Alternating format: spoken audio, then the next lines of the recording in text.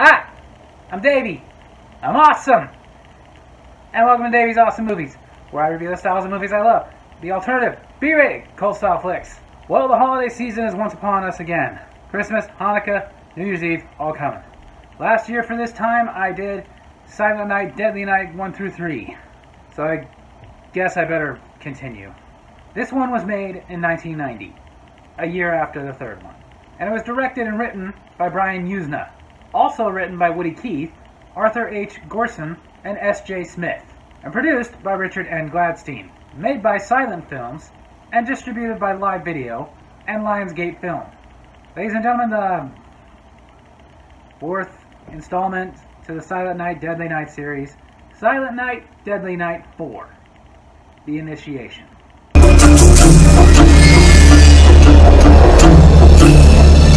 The movie opens with Ricky. No, not the one from the other movies. He died at the end of the third one and then put on a tuxedo. Now this is a different Ricky, and he's played by Clint Howard. He plays a bum who's wandering around until he sees a girl who jumps off of a building.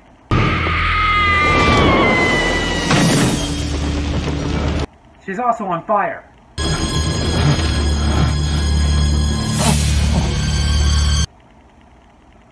Why would you do that? Then we meet the film's lead, Kim, played by Neith Hunter, and her boyfriend, Hank. Listen, I really want to do a story on that woman who burned. He's already a reporter. She's an aspiring reporter working at a little newspaper, and they're also trying to keep their relationship a secret. But it's not working. Yeah? What was the special? Chicken a la Kim? Oh, that's a good one! Kim talks to her boss about putting her on the story of the woman who jumped off the building on fire. Could you make some fresh coffee, please? Thanks. But he's a chauvinist, she's a woman, and this was 1990 when being that way was more frowned upon rather than something that you could easily sue over. So she goes over to her friend Janice's cubicle to confide in her. Have a little patience. And have a snow cone. We don't care if you get it. Kim decides though she's going to investigate it anyway and convince him to put her on the story. So she goes to where it happened. A building that has apartments on top, but retail stores in the bottom. She goes into a bookstore to ask some of the locals in the area some questions. Excuse me. Not him though, she doesn't want to ask him anything. Get away from me! Leave me alone! So the store owner comes over. No, Ricky. Now you go back up. And get in your cage before I get the hose! That's FEMA, the store owner, played by Maud Adams, most famously known as Octopussy. And of course, while this was going on, FEMA was a little late. She helps Kim find a book about spontaneous combustion and also gives her a free book about women's studies. And even inside writes the address of a picnic her and her friends are going to be on the next day and really invites her to come. I hope you'll come. Yeah, that's a little creepy. But in a way, I can accept. Kim goes up to the roof of the building from where the girl jumped from. And as it turns out, Ricky lives there. And he sees Kim and wants to make it up to her by giving her a present he found.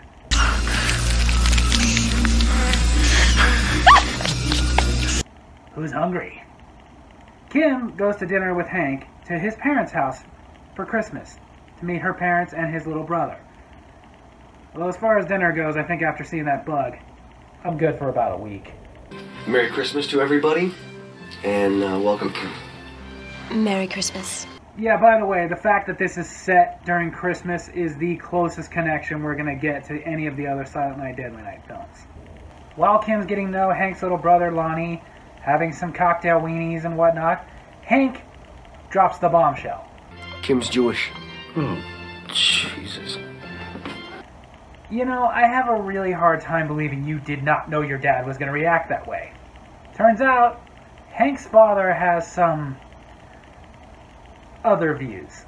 Well, I think a woman's place is in the home, raising a family. Wow. Even in 1990. Wow. Don't take it so seriously. No! No, dude, no! When your woman is pissed off, you don't ever say something like, don't take it too seriously. especially when it is something she should take seriously. And of course, in typical girlfriend fashion, she just got mad about one thing, so now she's gonna bring up what she's been really dwelling on all day. I still can't believe you took that story from Eli and you didn't even want it. His brilliant response? Come on, let's go back to my place. No! Strike two! Kim. Kim. Dude, her getting into that car and driving off means you got off light. You're lucky she didn't knee you right in your... Captain Winky! She goes back to her apartment. Ooh. As justifiably pissed as you are at your boyfriend right now, I'm thinking right now you wish you would have just went back to his place with him. Instead, she goes after it.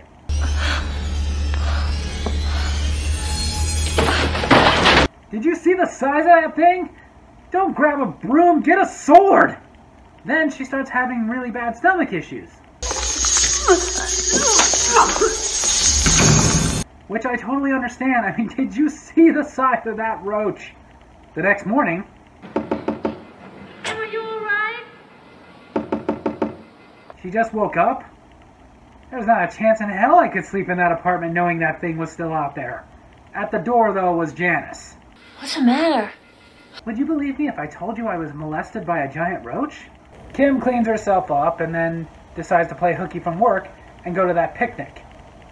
Because everybody likes picnics. At the picnic with FEMA is Catherine and Jane. Kim, ever the reporter, starts asking questions about the girl from the building and what they think happened with her. She wasn't strong enough. Yeah, she totally caved to the concrete and fire. What a wuss. At some point, though, Hank comes to get Kim and take her back to the office. Hank had spoken to their boss, Eli, about her being on the story. If you can do it and keep up with your other work, I guess I don't really have any objections. But instead of thanking Hank, she only wants to know how he knew that she was at that picnic. He tells her that Janice told him. So she thinks that's odd and goes and asks Janice, how did she know where she was? Well, you told me. It's funny, I don't remember saying anything. But hey, she's on the story with Hank. So she takes Hank up to the roof of that building where the girl had jumped from. And Hank takes this moment to do this. I'm sorry. I'm really sorry. And intense. I'm really overly intense. She forgives him, of course, and goes downstairs to FEMA's apartment, where FEMA makes her some tea. Feeling a little nauseous. Oh, that'll pass. Did FEMA just roofie her? She starts having more stomach problems like the night before, and also starts hallucinating. It's completely normal. Like hell it is! She passes out, and when she wakes up, she finds herself surrounded by, I guess, a coven performing a ritual on her. And they call Ricky. Who still has his pet, whatever the hell that is. Ew. After a lot more gross stuff that I can't show you, suddenly... Oh, it was a dream. Or was it? No, it wasn't. No! What's the matter? Well, you stripped me naked and then had a creepy homeless dude put a big sticky bug on my stomach, which crawled into my belly button and then came out of my mouth, so I feel like I need some space. Kim runs out and goes home, where her boyfriend Hank is. Are you okay? Her answer? What are you doing? Stop it! Stop it! She needs a hug, dude. It's okay. Okay? For God's sakes, dude, she was just violated by a salamander. And then out of nowhere, she gets in the mood. Relax. Relax. If you went from out of control crazy, smashing things, to out of control horny within like a split second, the last thing I think I could do at that moment is relax. Now, what is the one thing that could make this all more weird? As if on cue. But what does Ricky do? He goes and sits on the end of their bed and starts watching TV. That's right, he starts watching the movie this is a sequel to. Hank wakes up and tells Ricky to get out of there. No, man. She's gotta come with me. Hank tries to throw him out, but it doesn't go well. Just leave her alone. Oh, do you own her? Suddenly Janice calls, so Kim runs to the phone to talk to her for help. Call the police! You need a fitted sheet! Hank rises up and musters all the strength he has to go fight off Ricky while Kim hides under the bed. Well, Hank's done. Come on out now. But Janice shows up. Are you crazy? Is that a rhetorical question? Oh, by the way, Janice is in on it. Duh! I know, they kept it such a surprise. Janice tells Kim that she needs to go with Ricky because they have to finish the ritual. What is the ritual? Well, apparently Kim needs to get impregnated by Ricky. And for some reason, he has to wear a big penis on his nose.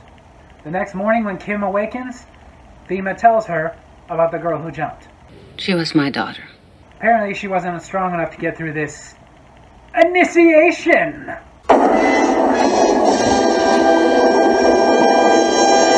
Thema asks Kim about Hank's little brother. Lonnie? Yes, him.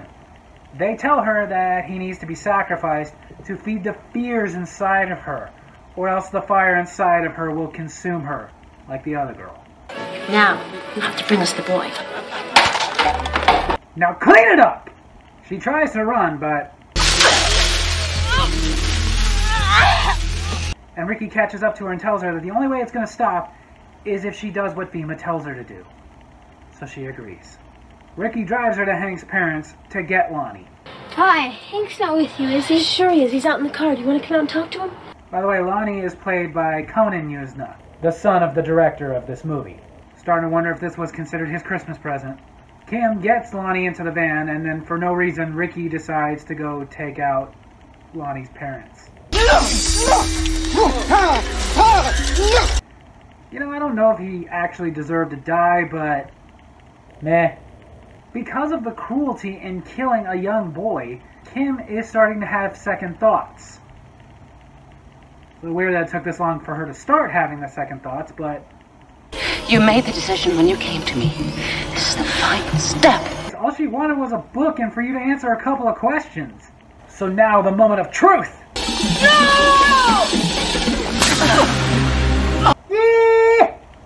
Except, it didn't work. Thema's just pissed. Don't hurt her. Okay, definitely now. Yeah! Kim is starting to combust, but conveniently she figures out how to transfer it over to someone else.